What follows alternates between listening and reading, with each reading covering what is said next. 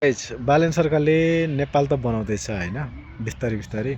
अब नेपालसँगै एउटा बच्चादेखि एउटा वृद्ध, एउटा यङ सबैलाई समेट्ने एउटा पार्क होइन, एउटा एउटा ग्रिन एउटा पार्क व्यवस्थित सहित होइन, जहाँ चाहिँ आफ्नो छुट्टीमा घुम्नुको लागि मनोरञ्जनको लागि एउटा शान्त होइन, जहाँ चाहिँ आफ्नो होइन अर्कै दुःख पीडा भुलाउने एउटा हुन्छ नि मनोरञ्जनको एउटा पार्क बनाउनु जरुरी छ क्या।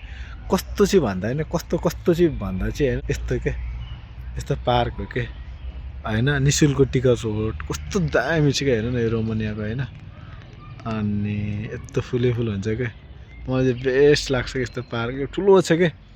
अनि यो जङ्गल छ, यो ग्रिन छ, यसलाई चाहिँ समेटेर होइन बब्बाल बनाएको छ। र अबको नेक्स्ट के त भन्दाखेरि यो पार्कतिर पनि ध्यान दिने हो कि सरकारले होइन, जहाँ चाहिँ हरेक नेपालीहरूले गएर एउटा शान्त एउटा होइन बुद्धत्व एउटा ज्ञान लिन सकोस् के। त्यो पार्कको फुलहरू, त्यो पार्कको के भन्नु बनावटहरू, हरेक सिस्टमहरू देखेर हेरेर